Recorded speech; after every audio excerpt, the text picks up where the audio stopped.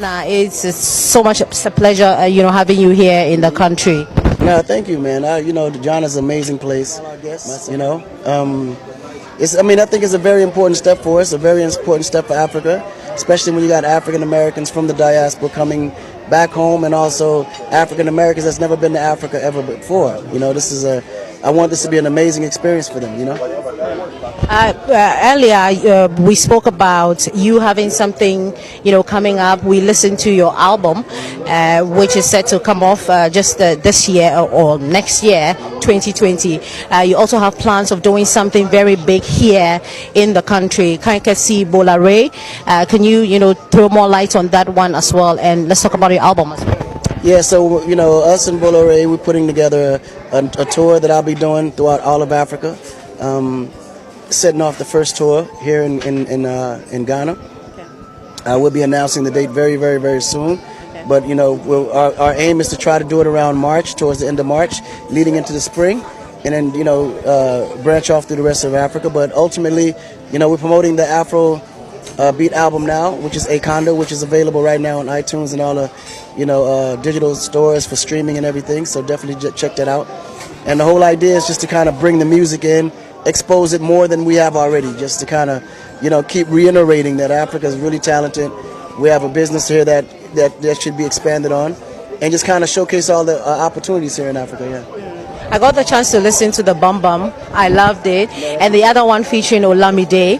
Do we have any of our Ghanaian acts featured on the album? Yeah, well, right now the album is, I have minimal features, on the album. I have Kiss Daniels, Scales, obviously, Olamide. And it's just like, those are the kids that's been around me, like within the last, you could say, year. Okay. You know what I mean? So I wanted to expose those records out, and kind of pull them in. But I think the next album which will probably drop around April, right after the concert we do here in Ghana, then those have some more features, and definitely look forward to a Ghanaian act on there, for sure. Convict Africa. What's the plan for it? What was the plan? Why did you even set out to put out something like that? Right. Obviously, to help the African act.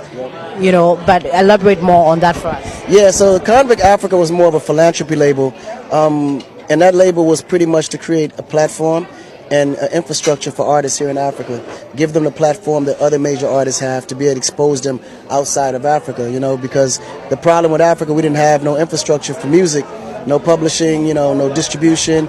So we wanted to be the first to do it and give opportunities for all the artists. We did it expecting nothing back in return. We invested heavily into them because we knew it would bring business back to economy in Africa, and also give other artists the dream, knowing that if it can happen for them, which is their neighbor, it can happen for everybody else.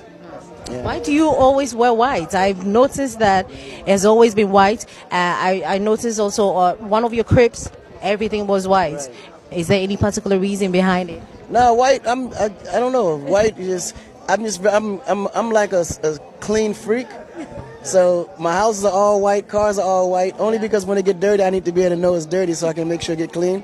But for me, I'm also very dark-skinned, so I'm always in a room with a lot of dark people, and light just helps to reflect.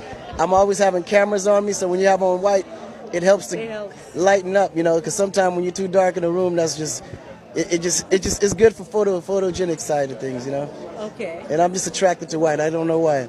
Okay. So your fashion sense, apart from the white, generally what do you set out for when you're going out, probably performing out, or just a regular day in the life of Akon? Oh man, in a regular day, I never really focus too much on fashion. I just just enjoy myself. However I feel that day is how I normally dress. So it's nothing never planned fashion wise. It just whatever the event entails.